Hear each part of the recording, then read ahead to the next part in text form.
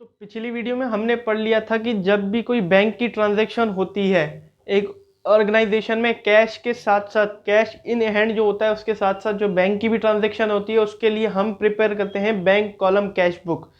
ये क्या होता है और क्यों प्रिपेयर की जाती है, ये जो है हमने सारा कुछ पिछली वीडियो में पढ़ रखा था। और हमने साथ में पिछली वीडियो में ये पढ़ा था कि एक जो सिंपल कैश बुक थी उसको जो है उसकी पोस्टिंग लेजर में कैसे की जाती है उसके बारे में हमने जो है पढ़ा था। और इस वीडियो में हम जो है बैंक कॉलम की cash book, bank column cash book जो होती है उसकी पोस्टिंग कैसे की जाती है। हालांकि सिमिलरिटी बहुत है बट कुछ चेंजेस हैं, वो मैं आपको जो है उसमें बता दूंगा कि क्या क्या चेंजेस होते हैं। कुछ माइनर से चेंजेस हैं बिल्कुल, वो जो है इस वीडियो में हम पढ़ेंगे।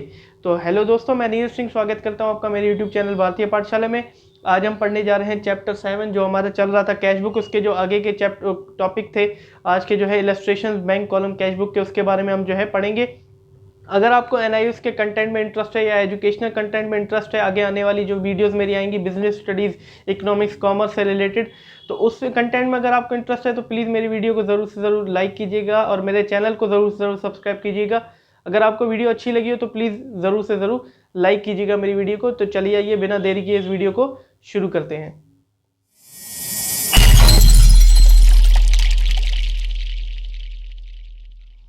तो चलिए शुरू करते हैं। आपकी बुक में जो बैंक कॉलम कैश बुक के इलस्ट्रेशंस दिए गए हैं उसमें से एक इलस्ट्रेशन हम लेते हैं और उसको करके देखते हैं कि प्रैक्टिकली जो है बैंक कॉलम कैश बुक को कैसे बनाया जाता है।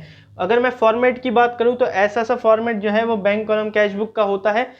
साथ आप जो है पहले जो सिंपल कैश बुक में फॉर्मेट बनाते थे उसमें आप में यहाँ पे अमाउंट लिख देते हैं ओनली, क्योंकि वो सिंपल कैश का होता था। अब बट उस अमाउंट को हम यहाँ पे कैश लिखेंगे और उसमें एक और कॉलम ऐड कर देंगे बैंक का। डेबिट में भी आप देखिए बैंक का कॉलम ऐड है और क्रेडिट में भी जो है बैंक का कॉलम ऐड है। कैश और बैंक ऐसे करके हमने जो है सारा फॉर्मेट बना देना है। ये फॉर्मेट जो है आपको आना चाहिए। तो चलिए इलस्ट्रेशन को हम शुरू करते हैं। आपकी बुक में जो है पेज नंबर 133 पे जो है इलस्ट्रेशन 3 दिया गया है बैंक कॉलम कैश बुक का। उसको जो है हम इसमें पुट करके देखते हैं कि ऐसे जो है प्रैक्टिकली इस कैश बुक को कैसे बनाया जाता है। तो सबसे पहले जो है ऊपर इलस्ट्रेशन 3 में देखते हैं, record the following transaction in bank column cash book. ठीक है जी, बिल्कुल करेंगे। एमएस टाइम जोन, ठीक है जी, ट्रेडर का नाम दे रखा है तो वही हम ऊपर लिख देंगे एमएस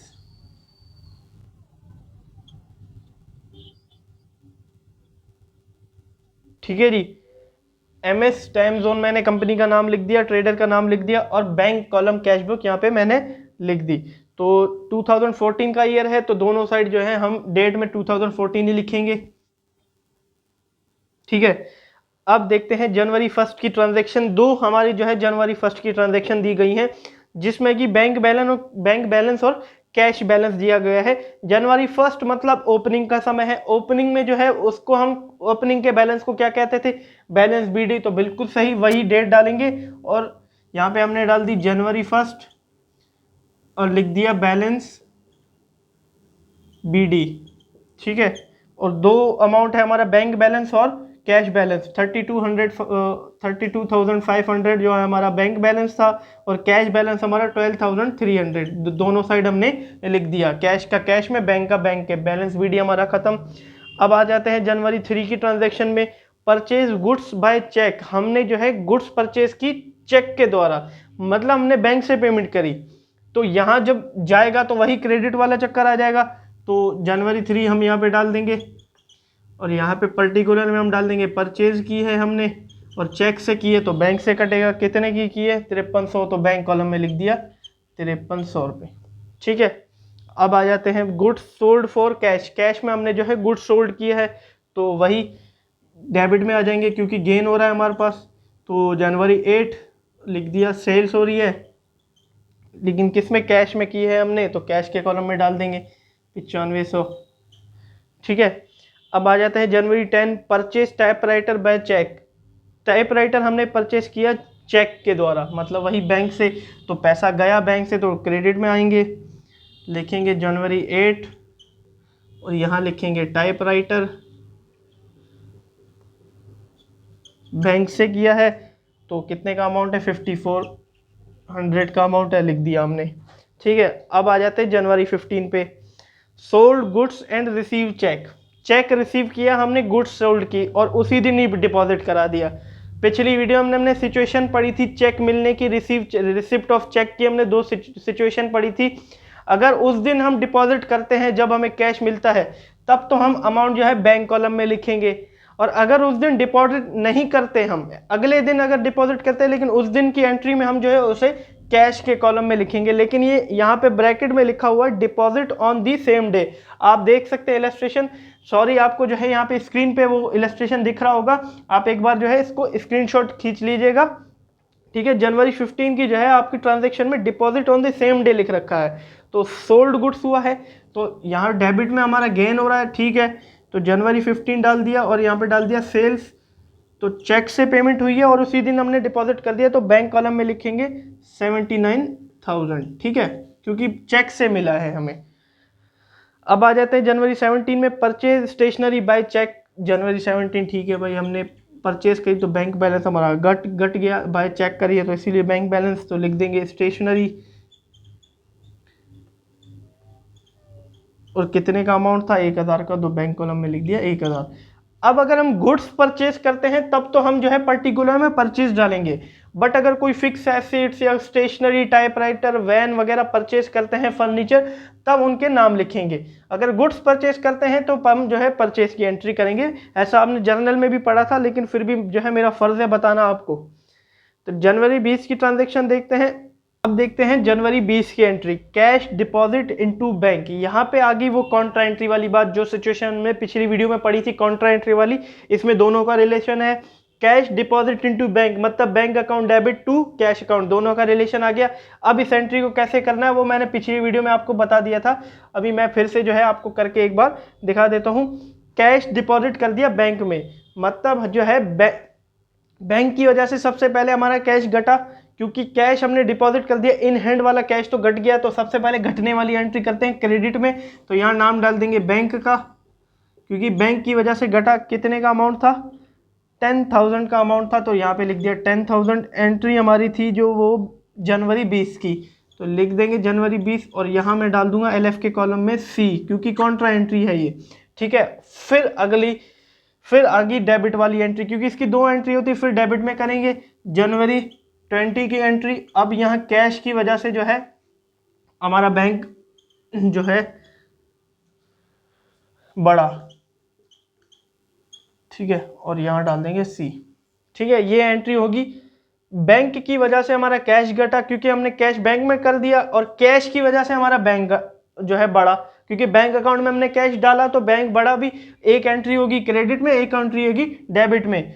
अगर आप सबसे पहले जो है क्रेडिट वाली एंट्री करें, जिसमें अगर आप मान लीजिए कैश आ रहा है क्रेडिट में, तो आप सीधा डेबिट में फिर से बैंक कर दीजिए, और अगर कैश यहाँ पे बैंक आ रहा है तो डेबिट वाली में आप बैंक कर दीजिए। ऐसे आपकी जो है कॉन्ट्रा एंट्री बनेगी, क्योंकि यहाँ हमने कैश डिपॉजिट किया बैंक में, हमने जो है बैंक में कैश डिपॉजिट किया। तो आप अब सिचुएशन को अपने माइंड में दौड़ाइए, तो सबसे पहले आप देखिए कि हमारा कैश घटा क्या, कैश घटा हमारा, तो किसकी वजह से घटा, बैंक की वजह से घटा। तो बैंक का नाम पर्टिकुलर में लिख दिया, और बैंक के कॉलम में हमने यहाँ पे जो है 10,000, ओह सॉरी, यहाँ कैश के कॉलम में मैं भी कंफ्यूज था, यहाँ कैश के कॉलम में लिख दिया, क्योंकि कैश घटा था। मैंने बताया तो कैश लिख दिया मैंने बैंक में, लेकिन नहीं, कैश में लिखना था।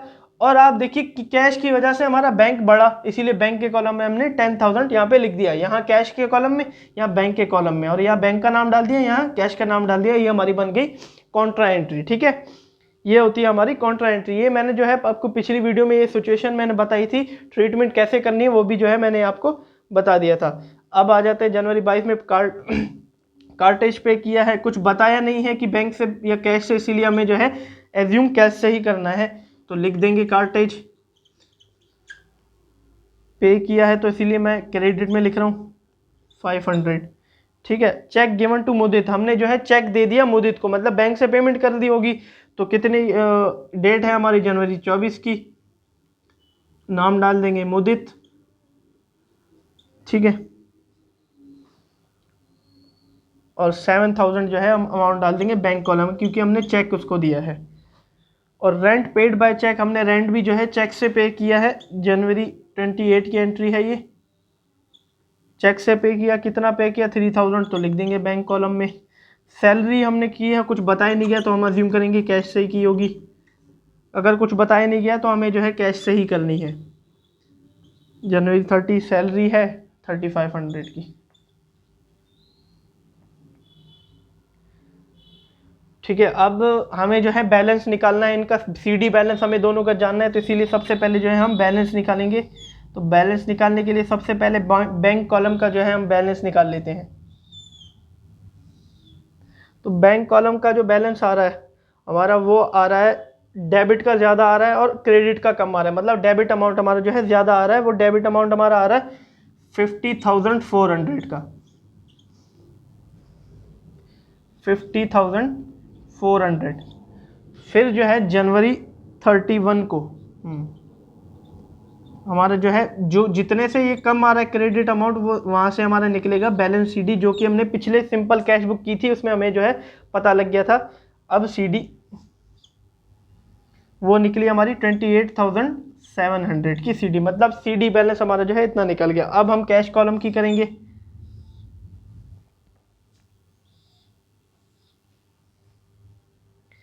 कैश कॉलम का भी जो है डेबिट अमाउंट ज़्यादा आ रहा है 21,800। जो सीडी बैलेंस हमारा निकला है वो हमारा निकला है 78,100। ठीक है, 7800। मतलब हमारा सीडी बैलेंस जो हमें निकालना था वो हमारा कैश का निकला 7800 और बैंक का निकला हमारा 28,700। ये कैसे निकाला जाता है इसके बारे में आपको जो है अच्छी जानकारी होगी, आपको पता होगा कि ये जो है कैसे निकाला जाता है। मैंने सबसे पहले दोनों को जो है इक्वल कर दिया। पहले सबसे पहले जो है मैंने ये देखा कि कौन सा अमाउंट, किस साइड का जो है अमाउंट बड़ा है, वो दोनों साइड मैंने लिख दिया। और जितने से घट रहा था, मतलब ये बड़ा अमाउंट था 50,400, इसमें से ये मैंने सारे माइनस कर दिया, हमारा आंसर आया 28,700। ऐसे ही मैंने जो है कैश का कॉलम किया। अब ये बीडी जाके वहाँ कहाँ क्या बन जाता है, ये सीडी जाके वहाँ क्या बन जाता है, बीडी बन जाता है। 2014 का ईयर होगा हमारा, तो लिख देंगे 2014 का ईयर है। जनवरी खत्म हो गया तो फेब 1 लिख देंगे यहाँ पे, और यहाँ लिख देंगे बैलेंस बीडी, और दोनों का जो है सीडी बैलेंस यहाँ पे लिख देंगे 7800 और यहाँ पे होगा 28,700। ये हमारा जो है बीडी बन गया। ये हमारा क्वेश्चन यहाँ पे खत्म। ये कौन सा चल रहा था हमारा, इलस्ट्रेशन 3 चल रहा था। ये हमारा जो है इलस्ट्रेशन 3 खत्म। ये जो है मैंने आपको इसमें कॉन्ट्रा एंट्रीज भी आ गई और चेक गिवन का भी आ गया, ये सारा कुछ करना है। अब जो 4th इलस्ट्रेशन है वो आपको खुद करना है, उसमें आंसर भी आपको गिवन है और मैच जो है आप उसको कर सकते हो। बाकी जो 5th इलस्ट्रेशन है वो मैं आपको करा देता हूँ उसमें, क्योंकि आपको जो है पोस्टिंग भी करनी होती है लेजर में, उसके बारे में भी जो है आपको मैं बता देता हूँ कि कैसे पोस्टिंग लेजर में बैंक कॉलम कैश बुक की जो है कैसे पोस्टिंग की जाती है। तो चलते हैं, हम करते हैं इलस्ट्रेशन 5। तो चलिए आइए दोस्तों इलस्ट्रेशन 5 करते हैं और इसको जो है लेजर में पोस्टिंग करना भी सीखते हैं, और इसको कैसे कैसे पुट किया गया है एक बार उसको भी जो है एक और बार ये इलस्ट्रेशन करके सीखते हैं। तो पेज नंबर 135 पे इलस्ट्रेशन 5 आपकी बुक में दिया हुआ है, स्क्रीन पे आपको दिख रहा होगा। यहाँ पे आपकी बुक अपने सामने आके जो है रख के बैठ जाइए, उसमें जो है देख के, या तो वो स्क्रीनशॉट आप खींच लीजिए, उसको खोल के बैठ जाइए। ठीक है, तो सबसे पहले कैश इन हैंड दे रखा है, दिसंबर 1 की ट्रांजैक्शन है, 2014 दोनों साइड डाल दिया मैंने। और कैश इन हैंड दे रखा है मतलब बैलेंस बीडी दे रखा है हमारे पास, और एक बैंक ओवरड्राफ्ट दे रखा है जो कि दिसंबर 1 की 2 ट्रांजैक्शंस थी। मैंने आपको बताया था पिछली वीडियो में बैलेंस बीडी का बैलेंसिंग कैसे करनी है जब बैंक ओवरड्राफ्ट हो जाता है। एक तो बैलेंस दे रखा था, जो पिछला इलस्ट्रेशन हमने किया उसमें बैलेंस दे रखा था। अब यहाँ आगे बैंक ओवरड्राफ्ट, मतलब हमने जो है जितना अमाउंट था उससे ज़्यादा विड्रॉ कर लिया हमने बैंक में। तो ओवरड्राफ्ट का बीडी जो होता है वो हमेशा जो है क्रेडिट साइड आता है, ये हमारी होती है डेबिट साइड और ये हमारी होती है क्रेडिट साइड। अब वो जो बीडी है, बैंक ओवरड्राफ्ट का बीडी जो होता है वो क्रेडिट साइड आएगा, मतलब बैंक का जो बैलेंस है अब कहाँ आएगा, क्रेडिट साइड आएगा, और कैश का जो है डेबिट साइड आएगा। तो कैश का दिसंबर 1 बैलेंस बीडी कैश का कैश में लिख दिया, और यहाँ क्रेडिट में आ गया क्योंकि बैंक ओवरड्राफ्ट था, दिसंबर 1 की ट्रांजैक्शन बीडी लिख दिया और बैंक के कॉलम में उसका अमाउंट लिख दिया 10,500 वो 9500 ये। ठीक है, दिसंबर 4 की ट्रांजैक्शन देखिए, वेजेस पे की है तो कैश से होगी, कुछ बताया नहीं गया, तो दिसंबर 4 की ट्रांजैक्शन वेजेस आ गया। कैश सेल्स हुई है ठीक है, दिसंबर 6 की ट्रांजेक्शन, सेल्स कर दिया और कैश में वो अमाउंट डाल दिया। कैश डिपॉजिट इनटू बैंक, हमने जो है डिपॉजिट कर दिया बैंक में। ये कॉन्ट्रा एंट्री वाली बात है, पिछले इलस्ट्रेशन की तरह। सबसे पहले हमने जो है डेट देख लेते हैं, जनवरी 9 में हम बैंक की वजह से हमारा जो है कैश घट गया और यहाँ पे सी डाल दिया कॉन्ट्रा की वजह से, और वही अब आ जाते हैं जनवरी 9 की वजह से कैश की वजह से हमारा जो है बैंक बढ़ गया। तो यहाँ कैश की एंट्री, यहाँ बैंक की एंट्री, जनवरी 9 और कॉन्ट्रा सी दोनों में लिख देना है हमें। ठीक है, पिछले इलस्ट्रेशन में हमने जो है ये एंट्री करना सीख लिया था। अब आ जाते हैं जनवरी 13 की एंट्री में, purchase goods and paid by cheque. Goods purchase किया और पे किससे किए? चेक से, मतलब बैंक से हमने पेमेंट की है। तो परचेजेस की एंट्री जनवरी 13 की डाल दी और बैंक से हमने जो है बैंक कॉलम में उसको लिख दिया। क्रेडिट में क्यों लिखा? क्योंकि हमारे जो है वो गेन नहीं हो रहा है, लॉस हो रहा है, हमारे जो है कम हो रहा है, पैसा बढ़ नहीं रहा। जनवरी 15 की ट्रांजैक्शन देखते हैं, तो वही कैश डिपॉजिट इनटू बैंक जो हमने अभी अभी की थी एंट्री, वही कर देते हैं। जनवरी 15 में हमने फिर बैंक का नाम दे दिया और कैश हमारा घट गया उसकी वजह से। फिर यहाँ पे कैश का नाम दे दिया और बैंक के कॉलम में वो अमाउंट लिख दिया, क्योंकि बैंक में बड़ा है कैश की वजह से। दोनों में सी और सी लिख दिया, कॉन्ट्रा का symbol. Paid trade expense by cheque, trade expense हमने चेक से पेमेंट की, मतलब बैंक से की होगी, तो जनवरी 18 की ट्रांजैक्शन, ट्रेड लिख दिया और बैंक कॉलम में उसका अमाउंट लिख दिया। रेंट पे, वही रेंट पे बोला है, कुछ बोला नहीं है, तो हम क्या समझेंगे कि कैश से, हम एज्यूम करेंगे कि वो कैश से होगा और हमेशा जो है हमें कैश से करना है। जनवरी 22 की एंट्री और रेंट लिख दिया और यहाँ पे कैश में वो अमाउंट लिख दिया। रेंट रिसीव फ्रॉम राहुल, जनवरी 25 की ट्रांजैक्शन, रिसीव हुआ है तो यहाँ डेबिट में लिखेंगे राहुल का नाम और कैश कॉलम में वो अमाउंट। कमीशन पे किया है तो क्रेडिट साइड में आएगा जनवरी 27 कमीशन और उसका अमाउंट। सैलरी पे किया है 29 सैलरी और उसका यहाँ पे अमाउंट। और बोथ गुड्स बाय चेक, मतलब हमने परचेस किए हैं चेक से, तो परचेस का नाम डाल दिया और यहाँ पे 3000 पे यहाँ पे हमने डाल दिया उसके बैंक कॉलम में, क्योंकि हमने परचेस किया है तो बैंक का जो है हमारा अमाउंट घटा होगा, बड़ा नहीं होगा, इसीलिए हमने क्या कर दिया, क्रेडिट में कर दिया। अब आ गई बैलेंसिंग की बारी। ठीक है, सबसे पहले हम जो है बैंक का करेंगे, लेकिन बैंक का हम देखते हैं हमेशा जो है डेबिट साइड हमारा बड़ा आता है, डेबिट अमाउंट आता है। अब यहाँ पे हमारा जो है क्रेडिट साइड बढ़ा गया, क्योंकि माइनस में चल रहा था बैलेंस। अगर बीडी यहाँ आता है, सॉरी यहाँ पे जो है सीडी था, तो हमारा जो है ये अमाउंट बड़ा आया, तो यहाँ पे मैंने 19,700 लिख दिया, 19,700 लिख दिया, और जितने से कम आ रहा था वो अमाउंट यहाँ पे लिख दिया, और ये हमारा क्या बन गया, बैलेंस सीडी। मतलब कि जब ओवरड्राफ्ट का बीडी यहाँ आता है तो ओवरड्राफ्ट का सीडी यहाँ आएगा। ठीक है, अगर यहाँ पे आता तो इसका मतलब कि हमने जो है वो तो ओवरड्राफ्ट को हमने बैंक में पैसे डला लिए, बाकी पेमेंट करते रहे हम, लेकिन हमने पेमेंट तो नहीं की। और जो है ओवरड्राफ्ट हमारा ओपनिंग में 9500 था, अब यहाँ एंडिंग में 10,700 रुपये हो गया। ठीक है, बीडी यहाँ तो सीडी यहाँ आएगा। और कैश का वही same to as it is हुआ, हमारा जो है ये साइड हमारा डेबिट साइड बढ़ाया, 22,000 दोनों में लिख दिया, जितने से कमाए वो सीडी यहाँ पे निकल गया। अब सीडी हमेशा जो है बैलेंसिंग फिगर से निकलता है, ये मैंने आपको जो है सिखा रखा है। ठीक है, ओवरड्राफ्ट का अगर बीडी हमेशा क्रेडिट साइड आता है और सीडी डेबिट साइड आ गया। ठीक है, अब वही वाइसा वर्षा में हम कर देंगे, सीडी को बीडी बना देंगे। सीडी को हमने बीडी बना दिया यहाँ पे जनवरी 1, क्योंकि दिसंबर 31 की ट्रांजैक्शन थी, और कैश कॉलम में उसका अमाउंट लिख दिया। अब ये सीडी डेबिट साइड आएगा, क्योंकि अभी तक ये बैंक ओवरड्राफ्ट में ही चल रहा है, अगले महीने की ट्रांजैक्शन करेंगे एज इट इज, जैसे कि यहाँ पे बीडी था ओवरड्राफ्ट का, वैसे हमने बीडी कर दिया। मतलब हमारा जो है दिसंबर के महीने में 9500 था हमारा बैंक ओवरड्राफ्ट, अब जनवरी के महीने में हम देखें तो 10,700 रुपये हो गया। मतलब और हमने जो है उससे पेमेंट करके हमने जो है और हमने माइनस में बैलेंस करा दिया अपने बैंक का। ठीक है, अब इसकी लेजर पोस्टिंग कैसे करनी है वो आप देख लीजिएगा एक बार। अब हम पिछली वीडियो में हम देखें कि कैश की हमने जब लेजर पोस्टिंग की थी कैश बुक की, तो हमने जो है वाइसा वर्सा मोड अपनाया था। जैसे कि मैंने आपको बताया डेबिट से क्रेडिट, क्रेडिट से डेबिट हमने किया था, बट उसमें हमने हमेशा नाम किसका दिया था, कैश का, क्योंकि वो हमारी जो है सिंपल कैश बुक थी। अब ये बैंक कॉलम कैश बुक आ जाती है।